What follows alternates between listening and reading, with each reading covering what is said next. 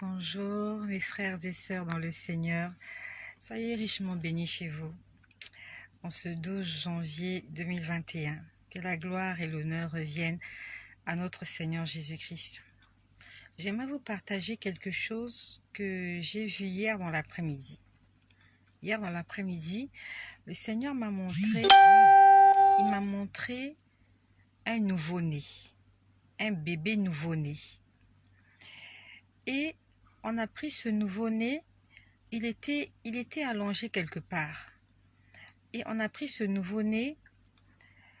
Il y a une femme qui a pris le nouveau-né et a commencé à tapoter le nouveau-né sur ses parties intimes. C'était comme pour le maudire. On était comme en train de maudire ce nouveau-né. Lorsque j'ai vu ça, j'ai commencé à prier. J'aimerais dire à une mère qui est peut-être enceinte, demande au Seigneur de te guider, demande au Seigneur de t'assister. Peut-être que tu as eu des difficultés pour avoir cette grossesse. Et maintenant que tu as eu la grossesse, le chemin n'est pas encore terminé. La bataille est encore là. Demande au Seigneur de t'assister jusque dans la salle d'accouchement. Demande au Seigneur de t'assister vers la bonne infirmière, vers la bonne sage-femme. Toutes les personnes que nous voyons ne sont pas forcément des gens de bonne moralité. Tu peux peut-être mettre au monde ton enfant normal. Elle va peut-être lui faire du mal. Elle peut peut-être le tuer. Recommandant tout ce que nous faisons dans les mains du Seigneur. Et aussi à une maman. Peut-être que tu es enceinte, tu n'as pas encore commencé tes visites prénatales. Il faut que tu mettes tout ce que tu fais, mettons tout ce que nous faisons dans la prière. En fait, associons Dieu à tout ce que nous faisons. Le malin est partout. Il n'est pas forcément dans ta famille, ni dans ta belle famille. Il peut être dans la rue, il peut être au marché, il peut être dans ton lieu de service, il peut être à l'hôpital où tu vas. Si tu n'as pas encore commencé les visites prénatales, demande au Seigneur de te conduire vers un bon hôpital. Demande au Seigneur de te conduire vers une bonne sage-femme, afin que tu ne puisses pas perdre ton bébé. Et aussi à quelqu'un, peut-être, tu as demandé quelque chose au Seigneur. Le nouveau-né peut être peut-être une bénédiction que tu attends de la part du Seigneur. Demande, associons Dieu dans tout ce que nous faisons. Tout ce que nous faisons. Même si tu as ton enfant qui n'a jamais été à l'école. Tu cherches une école pour inscrire l'enfant. Demande au Seigneur de te guider vers la bonne école. Tu cherches une nounou pour tes enfants. Tu cherches une ménagère. Demande au Seigneur de te guider. Ta nounou peut être sorcière. Ta ménagère peut être sorcière. Elle peut être une porte d'entrée pour le malin dans ta maison. Elle peut être là pour briser ton foyer. Peut-être qu'elle est venue pour te voler ton mari. Il y a des nounous qui volent des enfants. Peut-être qu'on lui a demandé un sacrifice, elle préfère passer par des voies normales, elle cherche le travail, et dès qu'on lui donne la garde des enfants de trouille, elle prend les enfants, elle vole, elle va les vendre. Vraiment, vraiment, le Seigneur est en train de nous avertir, associons Dieu dans tout ce que nous faisons, même les choses que tu trouves les plus banales. Tu sors pour acheter du pain, demande au Seigneur de t'assister, de t'accompagner. Tu sors même pour aller te faire coiffer, pour aller te faire tresser. Demande au Seigneur de t'accompagner. Pendant que je suis en train de parler, je me rappelle une fois, ça fait quelques années, j'étais dans un salon de coiffure à midi. Il n'y avait que des filles dans le salon. Il y avait peut-être un seul homme. C'était un salon de coiffure mixte.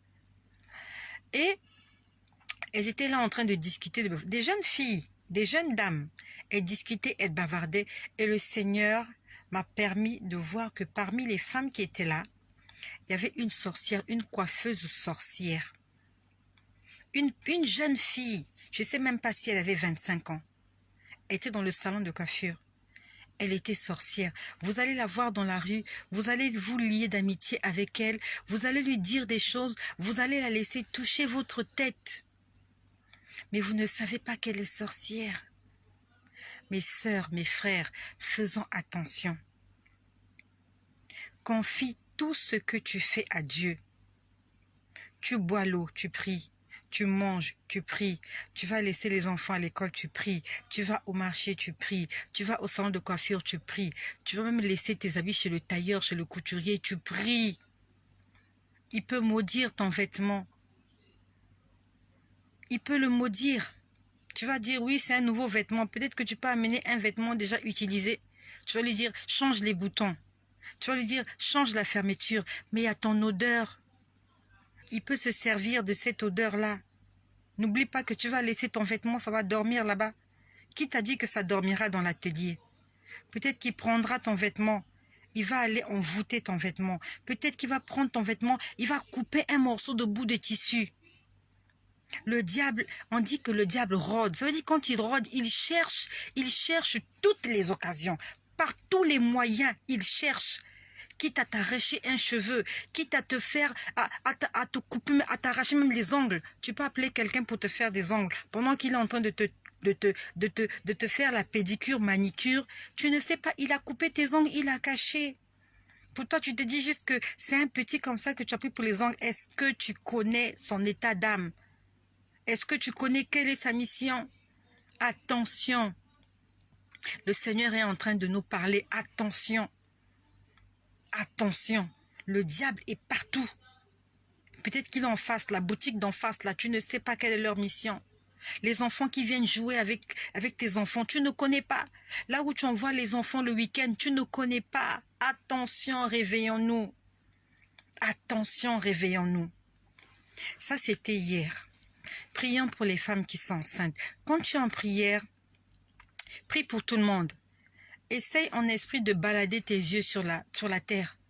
Essaye de balader tes yeux. Prie pour les gens de ton quartier. Tout le monde n'est pas sorcier. Peut-être que ton voisin a besoin de ta prière. Peut-être qu'il y a une femme quelque part à l'hôpital qui a besoin de ta prière. Pour ceux qui me suivent régulièrement, je vous ai dit comment une fois, le Seigneur m'a amené en Île-de-France pour aller prêcher l'évangile à une vieille dame qui était en train de mourir. Et ça se passe en esprit, pas en chair. Je me suis retrouvée dans une maison de retraite en Île-de-France. J'étais dans cette salle, il y avait 3 personnes, des personnes en fin de vie, des personnes très âgées. Je me suis retrouvée là, j'avais la peau blanche. Je ne sais pas comment vous expliquer ça, mais c'est la réalité. Alors que j'étais dans mon bureau, il y avait eu coupure d'électricité, je me suis retrouvée en Île-de-France. Je me suis retrouvée en Île-de-France, dans une salle. Quand je suis arrivée là, je savais que ma mission était là. Il y avait des gens qui étaient en train de mourir. Le Seigneur m'a amené d'abord vers une dame. Si elle s'appelle pas Marguerite, soit Madeleine, son nom commençait par M. Je suis venue murmurer à son oreille droite. Je lui ai dit, prie. Je lui ai dit, répète avec moi, Seigneur Jésus. Elle le disait doucement avec peine. Elle a fait la prière de confession. Le Seigneur m'a conduit vers l'autre homme qui était entre. Il m'a conduit, il y avait 3 personnes dans la salle. Et de là où j'étais, je pouvais voir les infirmières passer à la porte. Personne n'est entré. Le Seigneur avait bloqué cette porte-là. Il avait bloqué cette salle parce qu'il voulait l'âme de ces gens-là. Prions. Et une fois encore, je me rappelle, une fois un midi. En ce temps-là, c'était quelque temps après ma conversion. Je rentrais souvent à la maison pour prier. Parce que le Seigneur m'avait dit, il faut que tu pries comme tu manges. Donc, matin, midi, soir.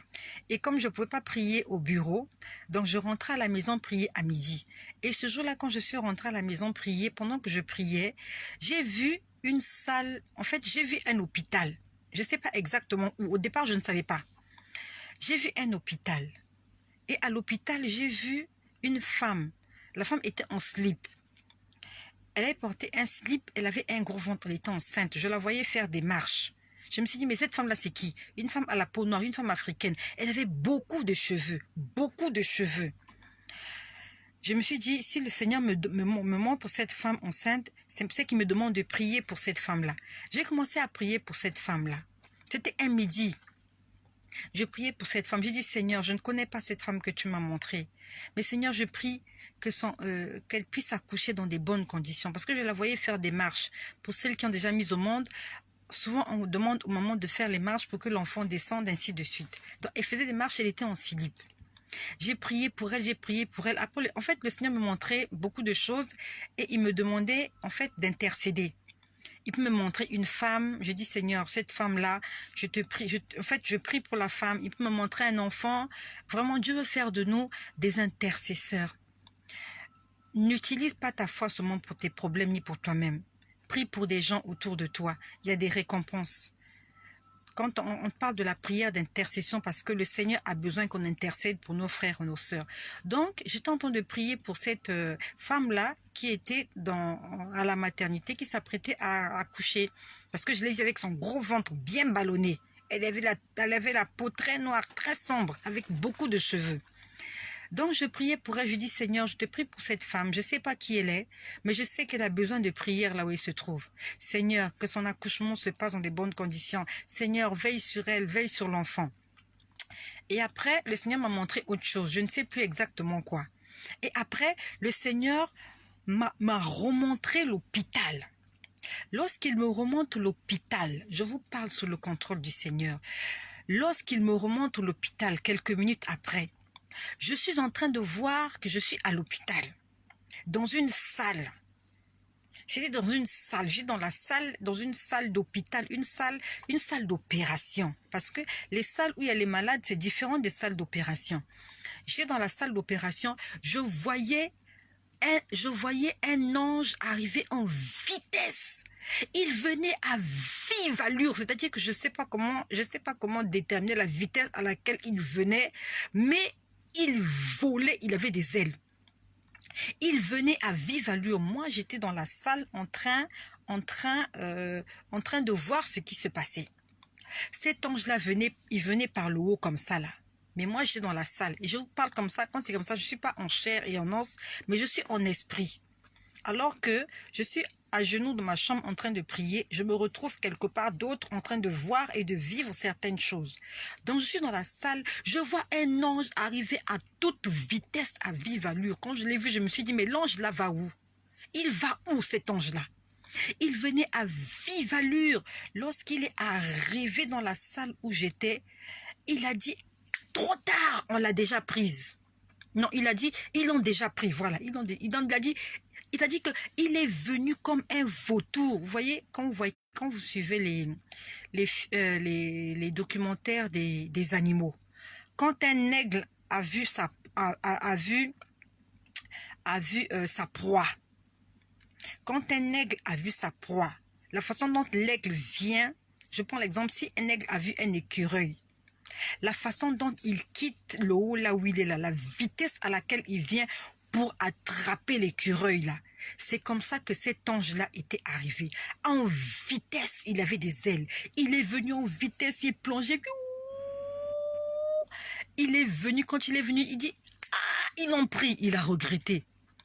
Quand j'ai vu la scène, je n'ai pas compris. Je me suis dit, mais qui a pris qui? Je n'ai pas compris. Je me suis dit, mais qu'est-ce qui s'est passé? Et j'ai vu, en fait, je voyais, il y avait le lit, la table d'opération. Il y avait une table d'opération. Je ne voyais pas la table d'opération en totalité. Je la voyais juste, on va dire que je voyais une partie de la table d'opération, parce que je sais que c'était une table d'opération et je sais que je suis dans une salle d'opération. Et on va dire que devant la table d'opération, il y avait quelqu'un, je ne sais pas comment je peux vous expliquer ça. Il y avait quelqu'un qui était devant la table d'opération. Et moi, je voyais la personne par derrière. Donc, on va dire que moi, j'étais derrière cette personne-là. La personne-là était gigantesque. La personne-là était énorme. Donc, j'étais derrière la personne. Donc, je voyais son dos. Et je voyais que devant lui, il y avait la table d'opération. Et en haut, je voyais un ange arriver. C'est comme ça que ça s'est passé. Donc, je me suis retrouvée derrière une personne. Donc, la personne me faisait écran. La personne m'empêchait de voir ce qu'il y avait sur la table d'opération. Et quand l'ange est venu, la personne était toujours là. Donc, c'est comme si cette personne gardait ce qu'il y avait sur la table d'opération. Et quand l'ange là est venu, il est venu vite. Dès qu'il est arrivé, il a juste dit, ah, ils l'ont déjà pris. Le Seigneur m'a expliqué après ce que cela signifiait. Il m'a dit, la femme que tu as vue au départ quand tu as commencé à prier, cette femme, elle était prête à aller mettre au monde. Et moi, de là où j'étais, le Seigneur m'a demandé de prier pour cette femme. J'ai prié pour cette femme, non seulement pour qu'elle accouche dans des bonnes conditions, mais pour que son enfant soit en bonne santé, et je priais aussi pour le salut de son âme. Et le Seigneur m'a dit, quand tu as vu ce qui s'est passé dans la salle d'opération, en fait, la femme avait rendu l'âme, malheureusement. La femme avait rendu l'âme. Mais le Seigneur, pendant que je priais pour le salut de son âme, je ne sais pas qu'est-ce qui s'est passé dans son cœur. Sûrement, elle s'est confessée. Je ne sais pas. Il y a un épisode que j'ai raté. Donc, le Seigneur me l'a montré avant l'accouchement et il me l'a montré quand elle était déjà décédée. Je n'ai pas vu son corps, mais j'ai vu la table sur laquelle elle était allongée. Le Seigneur avait demandé à un ange, je ne sais pas qui était cet ange-là, je ne sais pas si c'était lui-même le Seigneur, mais j'ai vu un esprit gaillard fort en train de protéger le corps de la femme. Et j'ai vu cet ange-là venir, il ressemblait à un ange du Seigneur, mais le Seigneur m'a dit ce n'est pas mon ange. Donc dans le monde des ténèbres, ils savaient que cette femme allait mourir. Ils ont dépêché un ange démoniaque. La Bible nous dit que Satan se transforme souvent en ange de lumière. C'est pour ça que toi, si un jour tu vois un ange, demande au Seigneur de te donner le discernement. Parce que moi aussi, plusieurs fois, mon témoignage est lent. Je viens de loin. Plusieurs fois, Satan m'est apparu avec la forme d'un ange. Tu vois, en fait, quand vous le voyez, c'est un ange. Il est lumineux, il est illuminé, il est beau, il a des ailes, avec un beau visage, avec des ailes, avec la robe blanche, mais c'est le diable.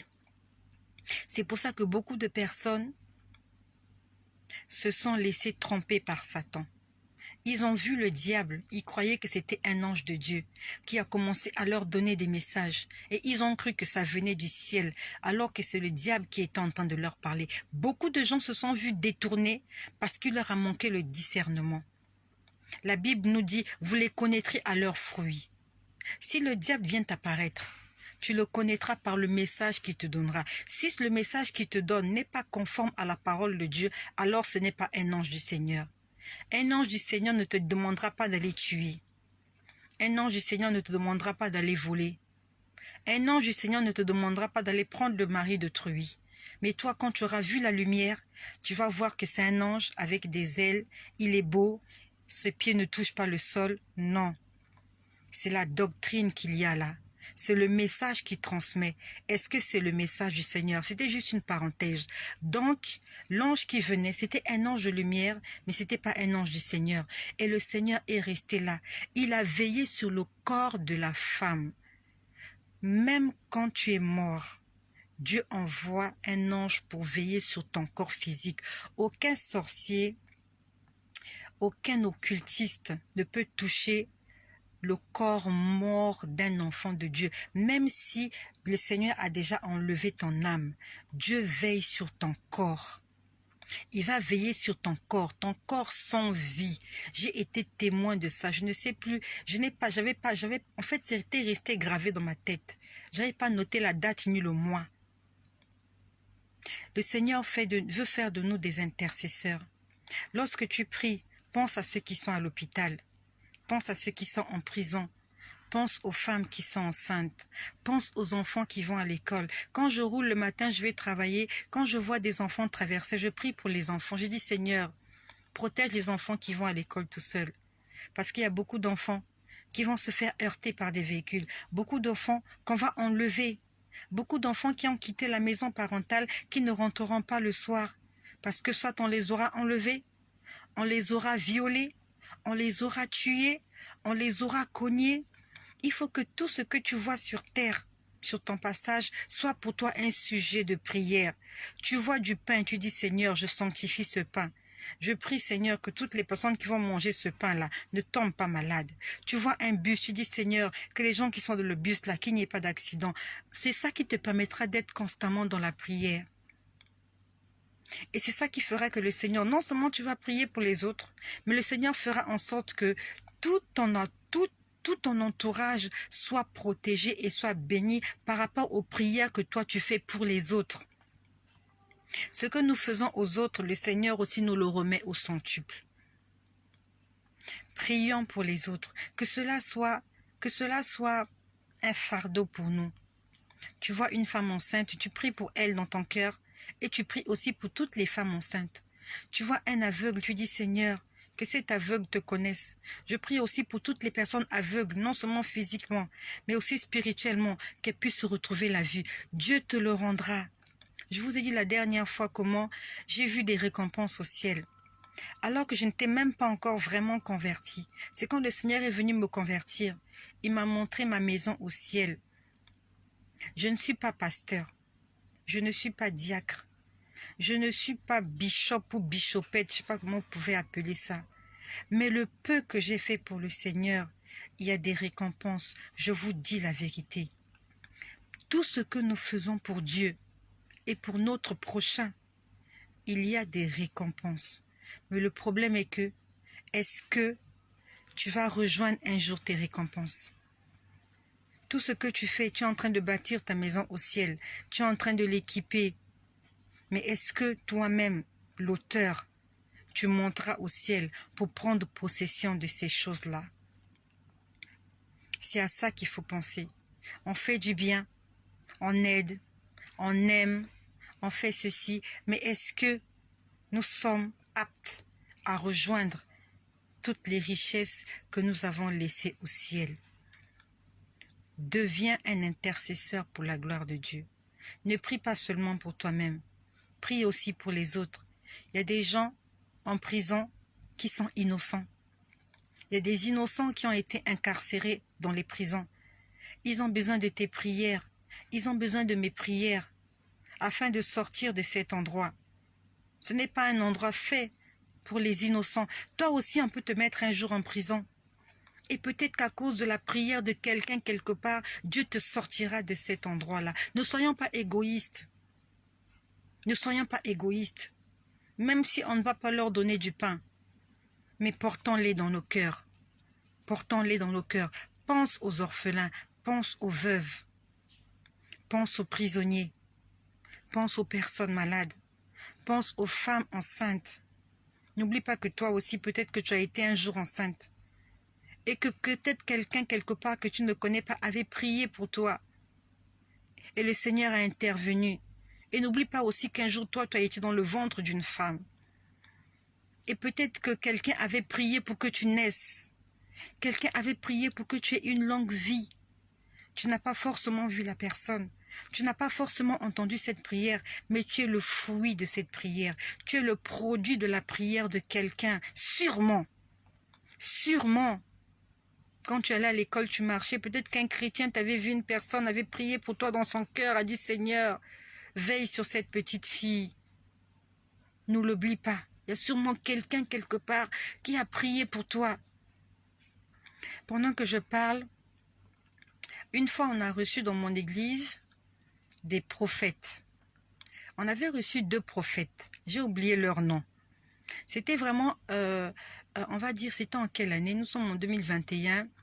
C'était peut-être en 2019. On avait reçu 2 prophètes. Ils étaient en train de prophétiser. Pendant qu'ils étaient en train de prophétiser, j'ai été touchée par le Seigneur. Je suis allée mettre de l'argent dans le panier des offrandes. Quand je suis arrivée, il m'a demandé de m'arrêter. Il m'a dit, ma sœur, arrête-toi là. Il m'a dit, viens. Il a commencé à prophétiser sur moi. Il a commencé à me dire, il m'a dit, il me dit, je vois que tu vois des choses. C'est ce qu'il me dit. Il me dit, tu vois des choses. Il me dit, tu prophétises. Je lui ai dit oui. C'était vraiment dans mes débuts. Vraiment dans mes débuts. Il me dit, tu prophétises. Il me dit, tu as une onction prophétique sur toi. Après, il m'a dit, cette onction prophétique que tu as, il y a quelqu'un qui avait prié pour toi. C'est ce qu'il m'a dit. Il m'a dit, quelqu'un avait prié pour toi afin que tu aies cette onction prophétique dans ta vie. Mais il m'a dit, cette personne n'est pas de ta famille. Je vous parle sous le contrôle du Seigneur. Je vous parle sous le contrôle du Seigneur et c'est un témoignage aujourd'hui. Ce prophète-là m'a dit, l'onction prophétique, ma sœur, l'onction prophétique que vous avez, il y avait quelqu'un qui avait prié pour vous, ça fait longtemps. Mais cette personne n'est pas de votre famille. Je ne savais pas de qui il s'agissait. Je ne savais pas de qui il s'agissait. Puis quelque temps après, j'ai effectué un voyage. Je suis allée dans une ville étrangère. J'avais été invitée par un pasteur. Il s'agit du pasteur Paulin, du pasteur Pongou Paulin. J'ai grandi dans sa maison. Pour ceux qui connaissent le pasteur Pongou Paulin, Pongou Blanchard Paulin, c'est un apôtre. Il dirige l'église Amen. Donc il m'avait appelé dans la ville où il était afin que je puisse rendre témoignage. J'ai grandi dans la maison de ce pasteur. Et aujourd'hui, je l'appelle papa parce que j'ai grandi dans sa maison. Mais biologiquement parlant, nous ne sommes pas parentés. On n'est pas parentés. Mon oncle le connaissait, ils avaient été ensemble dans l'armée. Et lorsqu'il est allé à l'étranger, il m'avait pris avec lui afin que j'aille vivre avec lui à l'étranger, avec lui, sa femme et ses enfants. Mais biologiquement parlant, on n'est pas parentés. Et c'est dans sa maison, dans la maison de ce pasteur, que j'ai entendu parler de Jésus. C'est dans la maison de ce pasteur, alors que j'étais très jeune, où j'ai donné ma vie au Seigneur. Et lorsqu'il m'avait invité dans son église, j'étais allée témoigner. Quelque temps après, nous avons eu un entretien. Et il me disait, je suis heureux que le Seigneur ait exaucé mes prières. Il m'a dit, lorsque nous étions à l'étranger, lorsque j'ai rencontré le Seigneur, je priais le Seigneur qu'il te donne le don de prophétie. C'est ce qu'il m'a dit. Il m'a dit, je priais le Seigneur pour toi et pour toutes mes filles. Les filles, il en a combien? Je crois qu'il a 5 filles et 2 garçons. Il dit, je priais pour vous afin que vous ayez le don de prophétie. Quand il me l'a dit, je me suis dit, ah, je lui ai dit, donc c'est de toi qu'il s'agissait. Je lui ai dit, nous avons reçu des prophètes à l'église qui m'avaient dit, ma sœur, le don de prophétie que tu as, il y a une personne qui avait prié pour toi, ça fait longtemps, mais cette personne n'est pas de ta famille. Il s'agit du pasteur Pongou Paulin. Quand il avait prié pour moi, j'avais peut-être une dizaine d'années. Et le Seigneur est venu exaucer sa prière. J'avais déjà 40 ans. Donc il exauçait sa prière plus de 30 ans après.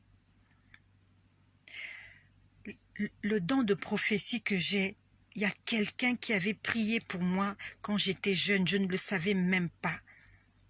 Et le Seigneur a exaucé sa prière une 30aine d'années après. Et aujourd'hui, il voit les fruits de cela. J'aimerais te dire que les prières que tu fais à Dieu, tôt ou tard, elles vont se réaliser. Je ne savais pas que quelqu'un avait prié pour moi. Je ne savais pas. Ce jour-là, le prophète me l'a dit comme ça. Je me suis dit, mais cette personne, c'est qui? Et quand j'ai rencontré le pasteur Paulin, l'apôtre Paulin, il m'a dit, j'avais prié pour toi quand tu étais petite, que le Seigneur te donne le don de prophétie. Je lui ai dit, Seigneur, fais de toutes mes filles des prophètes. C'est ce qu'il m'avait dit, des prophétesses. Et le Seigneur a exaucé sa prière 30 années plus tard. J'aimerais te fortifier et te dire que toutes les prières que tu feras au Seigneur, tôt ou tard, finiront par se réaliser. Surtout si tu es dans la volonté du Seigneur. Prie pour tes enfants, prie pour toi, prie pour les autres aussi. Ne garde pas tes prières que pour toi-même. Je suis le fruit de la prière de quelqu'un qui n'est même pas membre de ma famille. Mais quand je prie, je pense à ce monsieur, je pense à ce pasteur, je prie pour lui, je prie pour ses enfants, je prie pour son ministère, je prie pour lui. Soyons des instruments pour la gloire du Seigneur, soyons des vases d'honneur, prions pour tout le monde, Prie pour ton président de la République, même si les gens le critiquent. Tout le monde critique les présidents. Prie pour le président, prie pour les ministres, prie pour les maires, pour les députés, pour les préfets, pour les directeurs d'entreprise, pour les sages-femmes à l'hôpital, afin qu'elles puissent bien exercer leur métier, pour les médecins, qu'ils arrêtent de tuer des gens. Prions pour ces gens-là, afin que le Seigneur Jésus soit au contrôle de leur vie. Sois richement béni et utilise ta bouche pour intercéder en faveur des autres. Que le Seigneur Jésus-Christ nous bénisse et que la gloire lui revienne. N'oublions pas, comme je vous l'ai dit, le Seigneur ne veille pas seulement sur nos âmes, mais il veille sur notre corps. J'ai été témoin ce jour-là. Cette femme-là, sur la table d'opération, elle avait rendu l'âme. Le Seigneur avait envoyé un ange pour garder son corps. Son corps était gardé. Son corps était gardé. Dieu veille sur tout ce que nous sommes. Soyez richement bénis chez vous et que le nom de Jésus-Christ soit glorifié.